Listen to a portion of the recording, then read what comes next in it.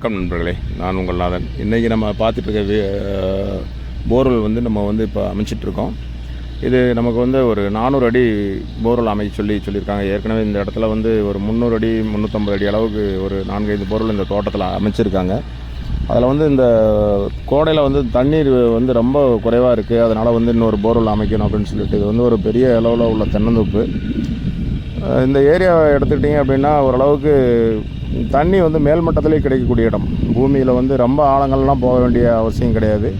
ஒரு 20-30 அடியிலேயே தண்ணி ஈரக்கசிவு ஸ்டார்ட் ஆயிரும். ஆனால் இன்றைக்கி இந்த போர்வெல் அமைக்கக்கூடிய இடத்துல அந்த மாதிரி வரல.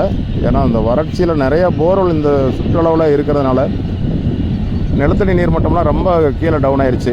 நான் அதை போன ஒரு வீடியோ ஒன்று போட்டிருந்தேன். அதில் எந்தெந்த கல்லில் என்ன மாதிரி தண்ணி வரும் அப்படின்னு சொல்லி நம்ம போட்டிருந்தோம். அதை காமிக்கணும் அப்படிங்கிற ஒரு முயற்சி தான் இந்த வீடியோ.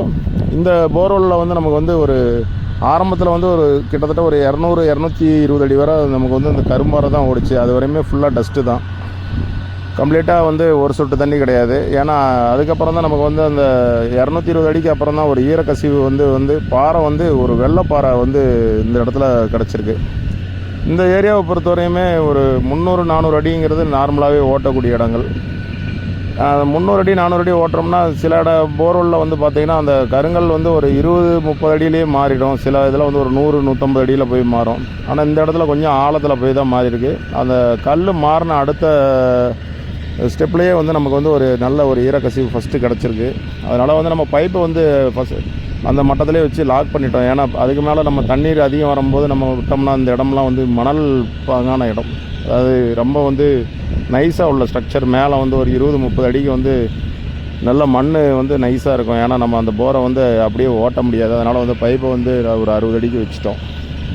இந்த போரல் நம்ம அந்த ரெண்டாவது கிடச்ச மட்டம் தண்ணீர் பார்த்திங்கன்னா நமக்கு கிட்டத்தட்ட ஒரு 260-70 அடியில் போய் ஒரு 1 இன்ச் 1.5 இன்ச் அளவுக்கு ஈல்டு வர ஆரம்பிச்சிருக்கு முதல் மட்டம். அந்த மட்டம் எப்படி உடஞ்சிருக்குன்னு கேட்டிங்கன்னா நல்லா ஒரு 2-3 அடி அளவுக்கு நல்லா ஒரு பெரிய மட்டமாக தான் கிடச்சிருக்கு. ஆனால் அந்தளவுக்கு தண்ணீர் வருதா அப்படின்னா தண்ணி குறைவாக தான் வருது. காரணம் வறட்சி தான். ஏன்னா மழை சுத்தமாக ஒரு கிட்டத்தட்ட ஒரு 6 மாதத்துக்கு முன்னே கிடச்ச ஒரு நல்ல மழை தான். இந்த இடத்துல பக்கத்தில் எல்லாம் வெறும் குளங்கள் ஏரிகள்லாம் பக்கத்தில் இல்லை, கொஞ்சம் தூரம் போகணும். இது ஒரு ஃபாரஸ்ட் நியரான ஒரு ஏரியா. அதனால் இந்த ஏரியாலாம் எப்பயுமே நீர்மட்டம் நல்ல உயரத்தில் இருக்கக்கூடிய இடம். இங்கேயே தண்ணீர் ரொம்ப கீழே போயிடுச்சு.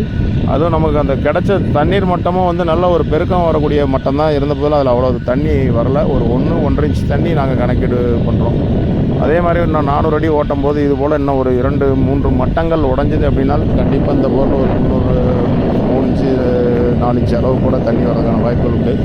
ஆனால் அதை நமக்கு சரியாக சொல்ல முடியாது. ஏன்னா இந்த போர்வெல் அந்த பாறை எப்படி மாறினா தண்ணி வரும் அப்படிங்கிறதுக்கான ஒரு வீடியோ தான் இது.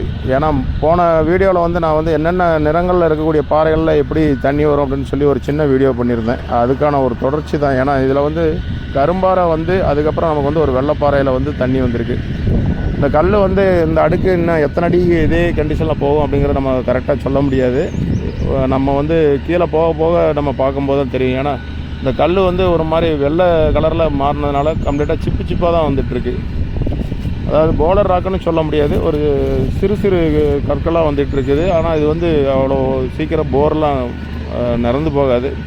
ஏன்னா இந்த ஏரியாக்கெலாம் நம்ம நிறையா போர்வெல் அமைச்சிருக்கிறோம்.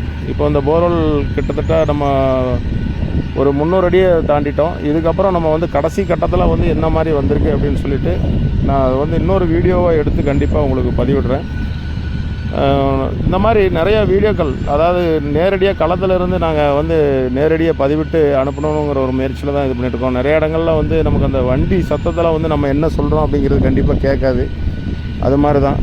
ஏன்னா அந்த வண்டி ஓடக்கூடிய சத்தம் கொஞ்சம் அதிகமாக இருக்கிறதுனால நீ அடுத்து இந்த தோட்டத்துக்கு பக்கத்துலேயே இன்னொரு பொருள் அமைக்க போகிறோம். அதில் என்ன மாதிரி தண்ணீர் வருது அப்படிங்கிறதையும் கண்டிப்பாக அதை ஒரு வீடியோவை நான் அப்லோட் பண்ணுறேன். தொடர்ந்து பாருங்கள் நண்பர்களே. உங்களுக்கான தகவல் எங்களுடைய வீடியோக்களில் கண்டிப்பாக ஏதாவது ஒரு தகவல் உங்களுக்கு பயனுள்ளதாக இருக்கும். கண்டிப்பாக உங்களுக்கான சந்தேகங்கள் எதுவாக இருந்தாலும் எங்களுடைய கமெண்ட் பாக்ஸில் கண்டிப்பாக பதிவிடுங்க. அதுக்கான பதிலை உடனே நாங்கள் கண்டிப்பாக வழங்குகிறோம். இந்த போர்வெல் முடியும் போது அடுத்து இன்னொரு வீடியோ இதனுடைய தொடர்ச்சியை எடுத்து நான் கண்டிப்பாக பதிவிடுறேன் நண்பர்களே. நன்றி.